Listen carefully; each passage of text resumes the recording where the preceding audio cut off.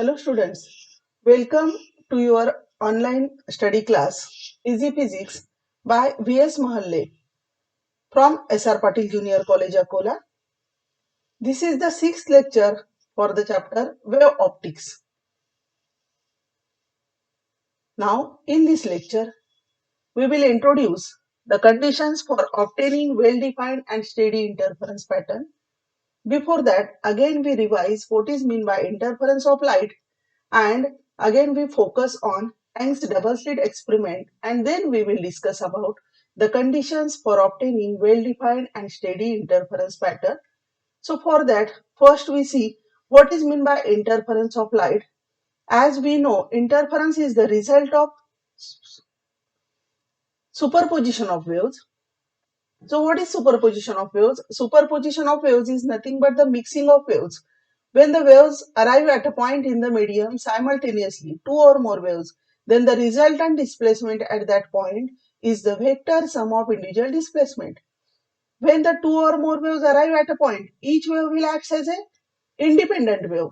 It will produce its own displacement independently, and the resultant displacement at that point is the vector sum of individual displacement. That is principle of superposition of waves, and according to this principle, when the waves are coming in same phase, we get the constructive interference, and the waves are appearing in out of phase, then we get the destructive interference. In the constructive interference, when the crust is followed by crust or trough is followed by trough, means the waves are in same phase, there is the sum of the displacement. The resultant displacement at that point will increase. So the intensity at that point will increase and the point appears bright. That is called as constructive interference. So we get the resultant wave of greater amplitude. And as we know that the intensity of the light wave is directly proportional to square of amplitude, the intensity at this given point in the constructive interference will increase and the point appears bright. Now about the destructive interference. Recall it, what is meant by destructive interference. If the waves coming at a point are in out of phase, here for simplicity we consider only two waves. There may be more waves also arrive at a point simultaneously. Then each wave will produce its own displacement. Now when the waves are in opposite phase, the displacement of one wave is cancelled by the displacement of another wave, as there is the vector sum of displacement, and the resultant displacement is 0. So the amplitude is 0, intensity is 0, and we get the complete dark point. That is called as destructive interference. Now we focus on intensity of resultant wave. See here, this is the interference pattern. This interference pattern is steady interference pattern, means the bright band is always bright and the dark band is always dark. When the waves coming from the two sources interfere with each other, we get such type of interference pattern containing alternate dark and bright bands. For the bright band, the intensity is maximum. See in this graph. At the center point, when the path difference is 0, the intensity wavelength is also is that there is the intensity is maximum. This is again bright band. For bright band, maximum intensity. For this bright band also maximum intensity. And for this dark band, the intensity is minimum, that is 0, completely 0. So we get the complete dark band. Again, you can focus on the path difference by using this graph. See here, for 0 and for lambda, 2 lambda, for minus lambda, for minus 2 lambda, that is n is equal to 0 or plus minus 1, 2, 3, 4, we get the constructive interference. We know that the condition for constructive interference path difference is n lambda, integral multiple of wavelength. For the integral multiple of wavelength, we get the constructive interference. And for the half integral multiple of wavelength, that is, this is lambda by 2, this is 3 lambda by 2, this is 5 lambda by 2. So when the wavelength is path difference is half integral multiple of wavelength, we get the destructive interference. The intensity of the resultant wave is given by I is equal to I0 cos square pi by 2. Is that pi by 2 is the phase difference and I0 is the resultant intensity, which is 4 times the intensity of single waves. Is that? So we get the maximum intensity. Now we will just focus on the Young's double slit experiment. We have introduced it in the second and third lecture also. So what is in the Young's double slit experiment. This is the first experiment that demonstrates the phenomenon of interference.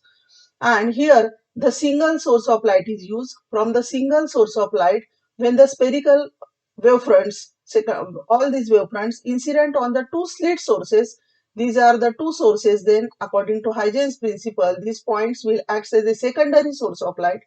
These two sources acts now as a coherent sources of light also, because they are obtained from the same parent source, means coherent sources, and they also may be monochromatic if we use the source of light as the monochromatic source of light.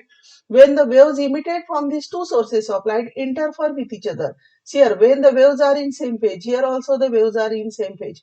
See in this circle, when the waves are in same phase, we get the constructive interference, that is the bright band. Is that? And for the destructive interference, here when the waves are in opposite phase, we get the destructive interference, that is the dark band. Though here the colors are different, but generally in the monochromatic light, both the colors of both the waves will be same there. So this is the Young's double slit experiment. We obtained the interference pattern on the screen having alternate bright and dark bands, all having the same width also. This is about the Young's double slit experiment. So to obtain this well-defined steady interference pattern, is that steady interference pattern means bright band is always bright. Sometimes in the bright band, for one instant we obtain the point bright, and for the next instant, if the waves coming at that point are not in the same phase, the point will be dark. Is that? Then we will get the interference pattern, that is the diffuse interference pattern, or sometimes blurred interference pattern. And the bright band is not completely bright forever, dark band is not completely dark forever. Then that interference pattern will not be steady, and we want the steady and well-defined interference pattern. So to obtain such an interference pattern, the two sources of light must follow some conditions. We discuss that conditions for steady interference pattern. The first condition is that the two sources of light should be coherent. This is the snap taken from your book. You can read. All these points are only reading. Yes, the two sources of light should be coherent. Now, you know that what is meant by coherent sources of light. Can you tell me? Again, revise that.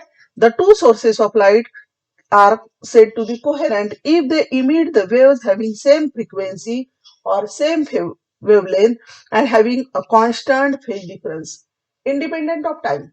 Means with time their phase difference will not be changed. Then they are called as coherent sources. See in this diagram, these are the coherent waves. All the waves emitted from are the coherent because they are in same phase at any time. And these are the coherent light, incoherent light. Is that in the incoherent light, the different waves have different wavelength and their phase difference is not constant at any time. These are called as incoherent sources. This is the coherent source. Laser source is the coherent source, and this is the incoherent source.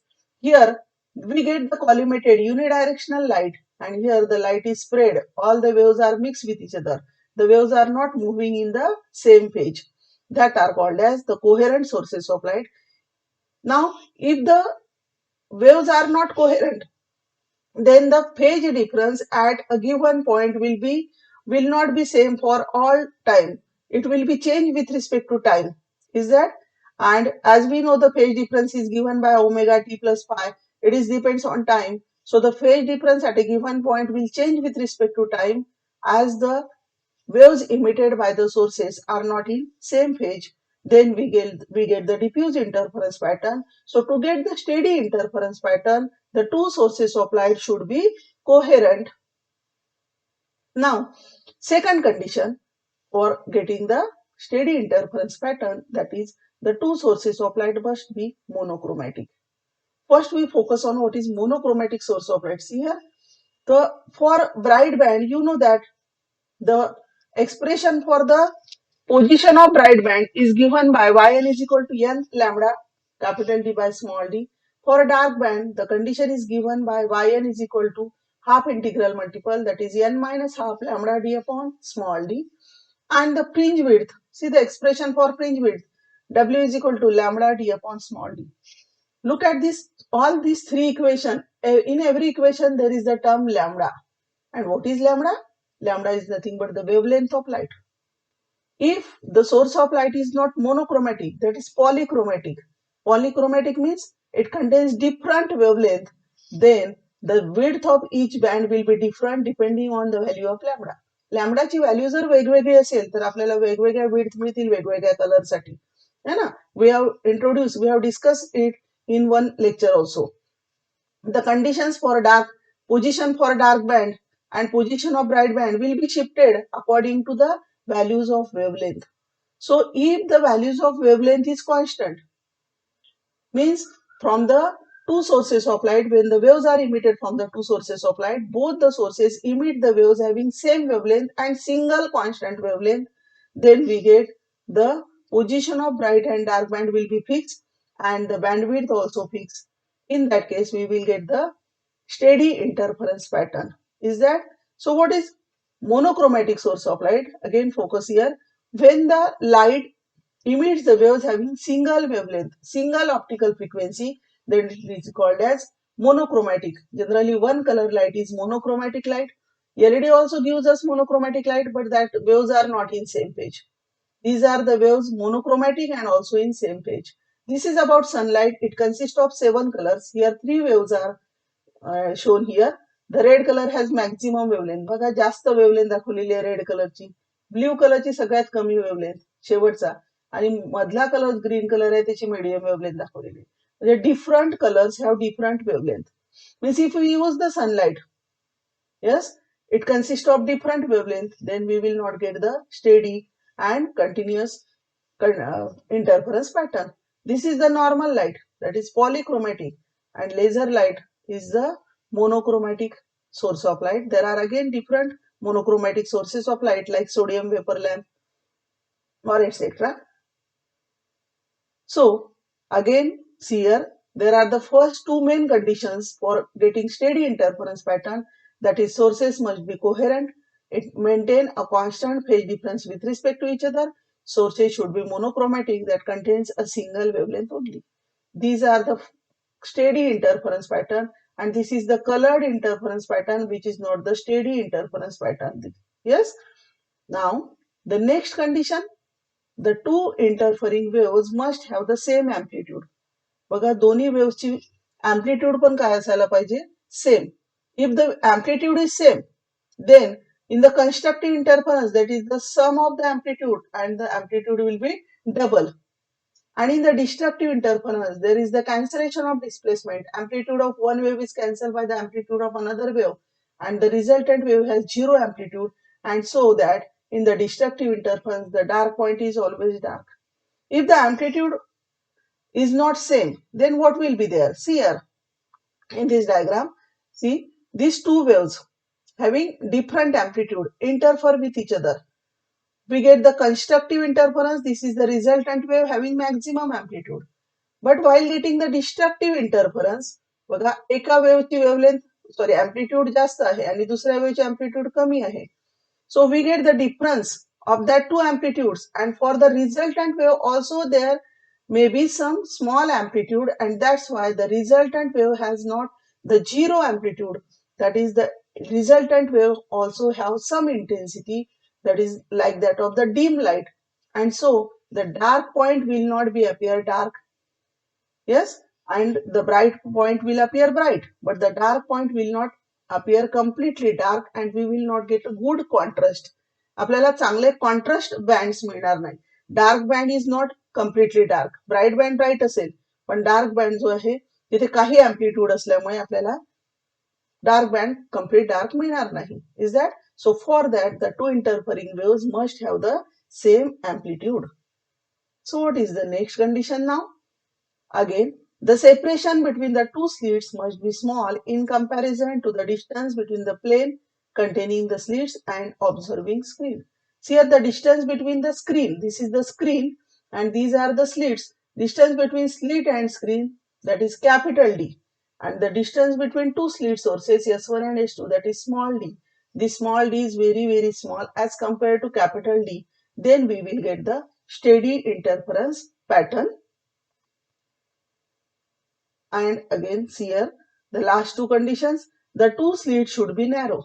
these two slits should be narrow. If the slits are wide, then the waves emitted from that two sources, from that wave slit source, will not cover a same distance at the given point, and the interference pattern will be again blurred, so that the two sources should be narrow, so that the number of waves emitted by the two sources again in the control, and we get the steady interference pattern. Now at the last condition, the two waves should be in the same state of polarization. This is necessary only if polarized light is used for the experiment. The explanation of this condition is beyond the scope of this book, and for this year the phenomena of polarization is also omitted from your syllabus. So we read this condition only. The two waves should be in the same state of polarization. So now revise all the conditions for steady interference pattern.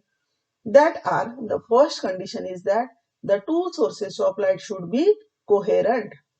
Then the two sources of light must be monochromatic. Now we know that what is meant by monochromatic sources of light, what is meant by coherent sources of light. Then the two interfering waves from the two sources must have the same amplitude. Then the next condition is the separation between the two slits must be small in comparison to the distance between the plane containing the slits and the observing screen, that is the small d should be very small as compared to capital D. The two slits should be narrow, and the last condition is that the two waves should be in the same state of polarization. Thus, in this lecture, we have discussed the conditions for steady interference pattern. In your board exam, frequently there is always one question for 2 marks, that is, state the conditions for steady interference pattern. In that case, you have to state only any 4 conditions for steady interference pattern. Is that in the next lecture we will discuss about the another phenomena of light, that is diffraction. Thanks.